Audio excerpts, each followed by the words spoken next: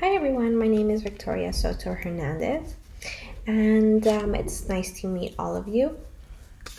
What I'm presenting today is the use of a modified functional analysis to match children to sleep intervention. And before we do get started, I'm sorry that I couldn't connect my PowerPoint slides to this video. I was having a hard time doing that, so I just decided to record myself presenting and then attach the slides to my discussion post later on. So the research question that I have is the effectiveness of the use of a modified functional analysis to match infants and toddlers to the appropriate sleep interventions. And I want to know if an appropriate functional analysis can be created and implemented to help facilitate and match the child to a proper intervention, so that practitioners and parents can use the modified functional analysis to guide them and accurately match child to intervention. So me studying sleep right now and kind of doing my research on sleep is because I am 9 months pregnant, and I am really interested in sleep. And as you can imagine, I'm about to give birth to a newborn, so this is something that really piqued my interest, and so I wanted to kind of continue researching more about this. So a little bit of a brief background on sleep disturbances is that sleep problems can be detrimental for a child's development, and it is prevalent in almost 30% of infant, toddlers, and preschoolers. This is definitely not only affecting the child, but also parents, as well as they also receive that stress and that exhaustion. Also, it's important to mention that sleep disturbances in children may not subside as the child grows. So I know that there is an assumption by parents saying that the child may grow out of it and the child may just need some adjustment. It just takes time for the child to fall asleep. But a survey has been conducted that sleep issues actually continue to persist even 3 years after the initial onset for almost 84% of children with initial sleep problems. And the last thing to note is that there is a lack of empirically supported infant-toddler sleep disturbances treatment. The most common treatment are pharmaceutical treatments. Children are often being prescribed medications such as pills, melatonin, and even though they might be effective right away, it's not a long-term solution. So again, talking about sleep disturbances, just a brief background.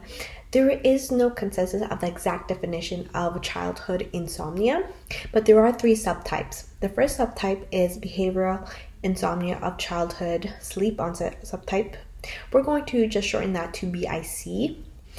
So BIC, sleep onset type, this is where the child relies on the parent. The child is dependent on the parent to help them fall asleep. We have the BIC limit setting type, which is where there's just a complete refusal of the child to go to sleep. The child is resistant, the child just doesn't want to sleep. The last one is the BIC combined type, where the child has a negative association with sleep and there's a lack of limit setting by the parents or caregivers sort of thing. But I'm more interested in the first 2, which is the BIC limit setting type and the BIC sleep onset type, because they have to do with either separation based from the parent or just complete resistance to sleep.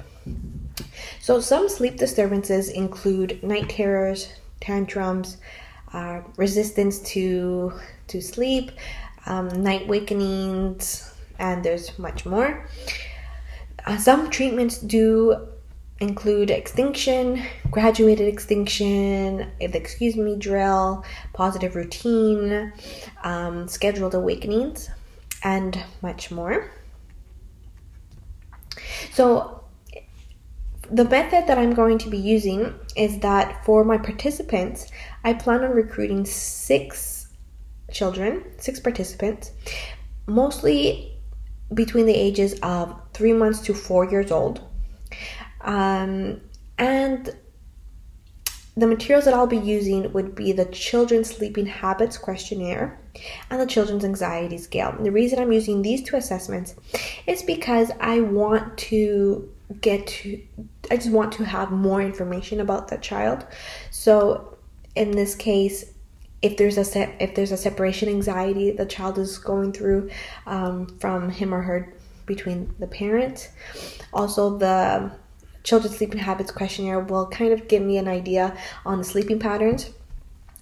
Also, these assessments will help me weed out children who might be ineligible to participate in the study, because I slowly want to just focus on sleep, and I don't want to work on issues such as wetting the bed, medication issues that's not really helping them sleep, or it's just conflicting with their sleep sort of thing. So I would prefer that parents can get that addressed first before they participate in the study.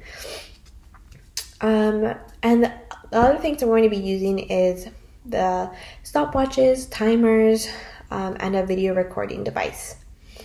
And this will all be set at home, because this is where we want the target behavior to happen. We want the target behavior to occur in the child's room, in the child's bed. We don't want this to be seen at school.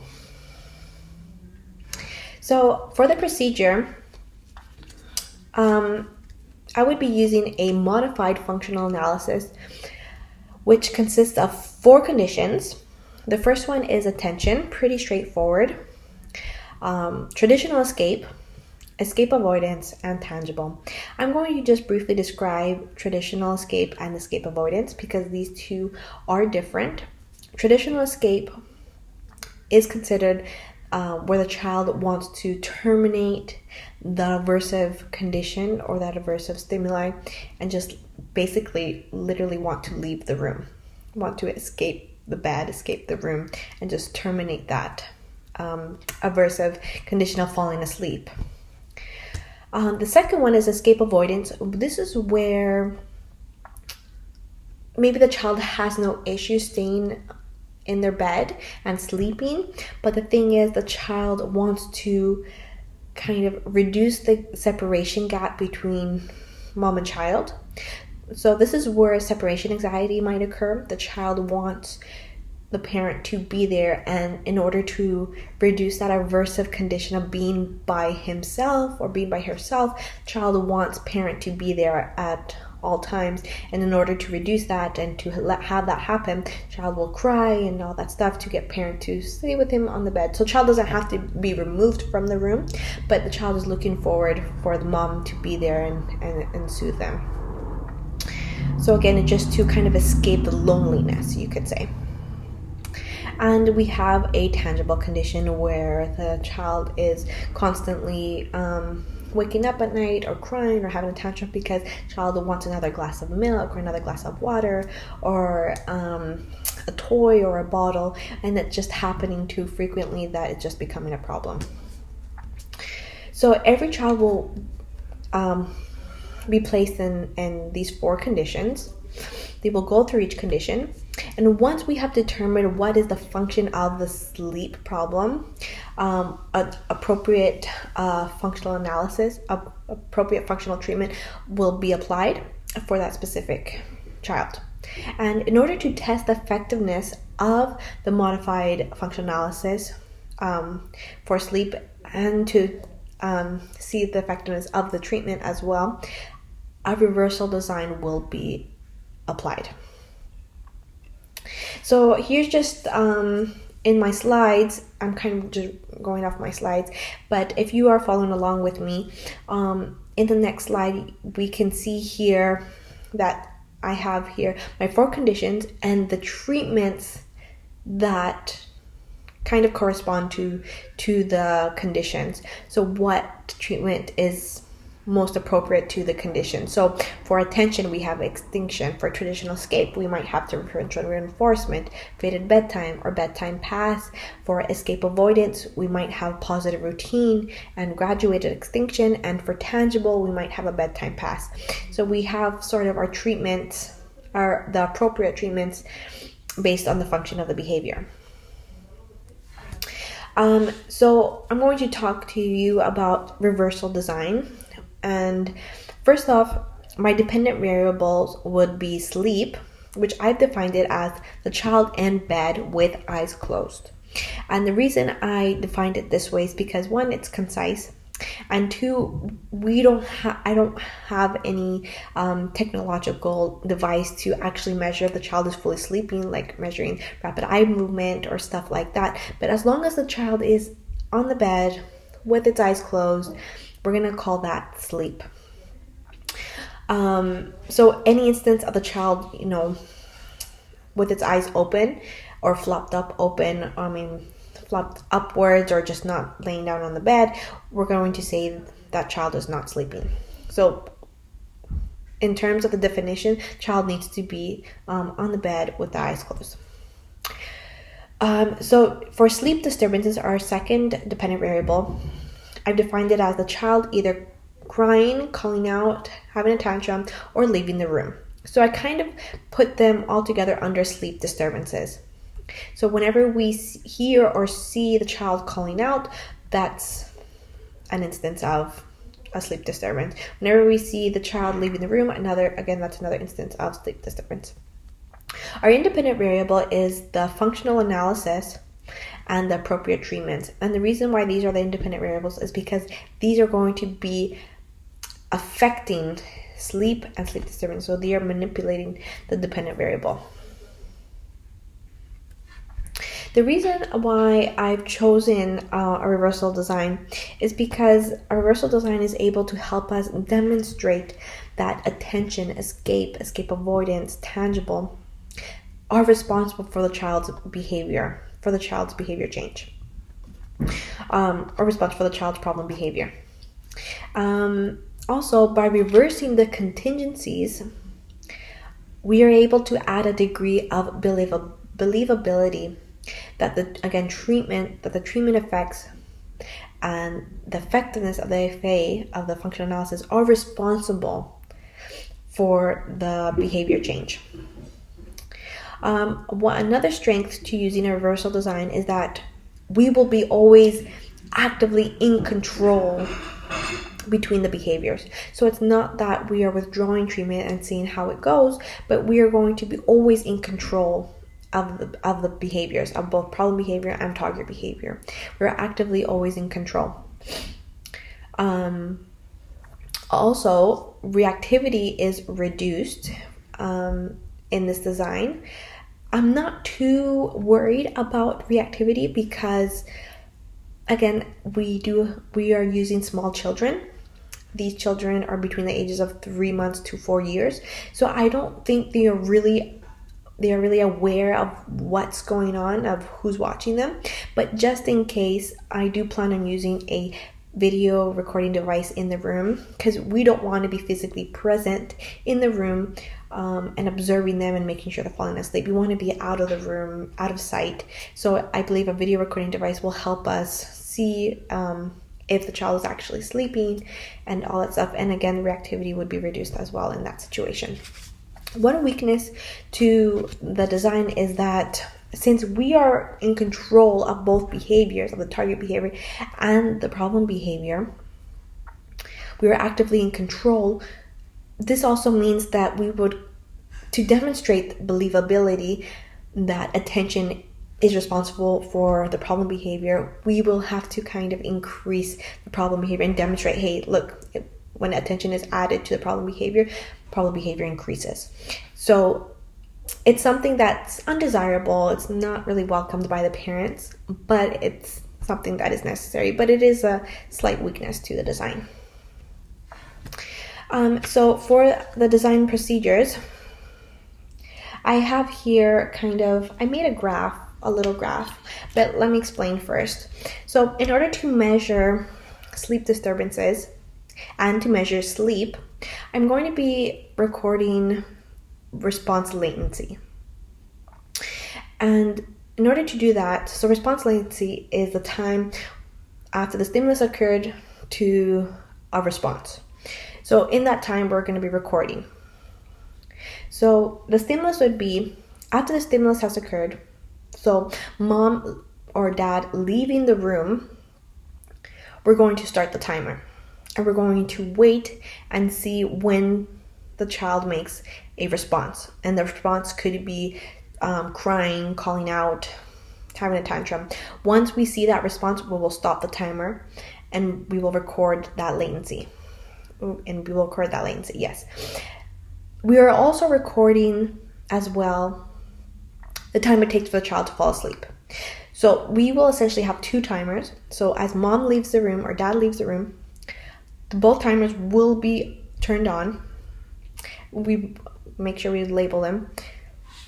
And we will see how long it takes for the child to fall asleep. So one timer is actually always running. So both timers really shouldn't be off. There's always going to be one timer that's running. So while the child is calling out and crying, that timer is going to be turned off, but the sleeping timer is still going to be running because the child is not sleeping. Once the child is sleeping, that timer can be turned off, but the response latency of the problem behavior of calling out will still continue to run and see how long it takes for the child to call out again in the next response. So it's always one timer that's going to be running. And at the end of our session, we are going to just calculate the mean, the average for that day, and then we will graph it and call that day 1. And the sessions will only last for 2 hours. So I just have here a quick graph. It's kind of bad, not the greatest, but I just kind of wanted to give you guys an idea on what I plan on doing. So this is the problem behavior, this is the sleep behavior. So for problem behavior, again, this is just an example. I kind of just quickly put it together. So for day 1, the average of the latency between the stimulus and the response was roughly 10 minutes. So as mom left the room, it took the child maybe like 5 minutes to start calling out again. We would record that as 5 minutes, and then we'll start again once mom leaves the room and see how long it takes. And then by all of that, we will calculate the mean and put that as day 1.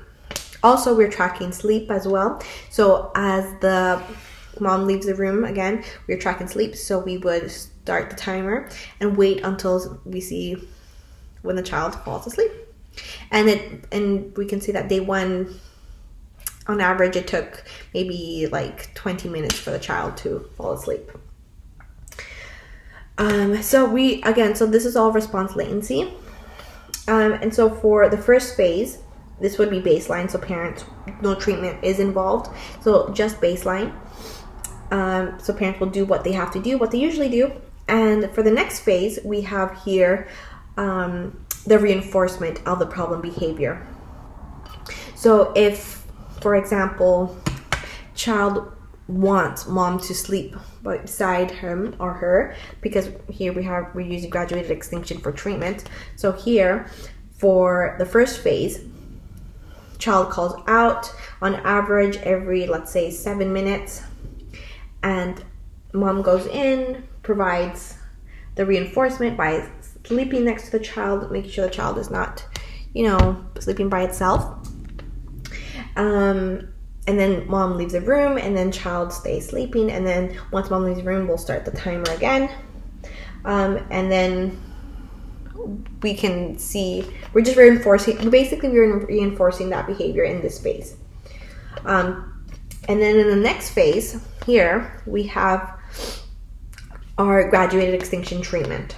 And this is where basically mom will not be reinforcing the problem behavior, but only after a certain time. So once a child calls out, let's say on average, child called out every 7 minutes or so, mom would wait until a certain time, such as like 5 minutes. Mom would wait and go in after 5 minutes of the child calling out, provide soothe the child, and all that stuff. And then once child is asleep, mom would kind of leave the room, and then kind of we'll do that again, continue our timers, and only going in after a certain time for the graduated extinction treatment. So that's how basically the reversal design would look. Yes, I couldn't really give you guys a proper looking graph. I tried to do that on Excel to give you more of a clear idea, but I really couldn't do it. So I just quickly scribbled it down. But basically, we would be measuring the response latency, and that would help us as well understand how long it takes for the child to fall asleep, or how long it takes for the child to call out, sort of thing. And the reversal design will definitely help us add that degree of believability that the modified functional analysis is effective in putting matching the child to treatment, sort of thing. And that is it. Hopefully you were all following along with my slides. If not, that's okay. But look over my slides so you guys can have more of a better understanding if I skip something. So I do look forward in answering your questions. I'm pretty sure you guys have a lot of questions if this did not make sense. But yes, thank you for listening and have a good day.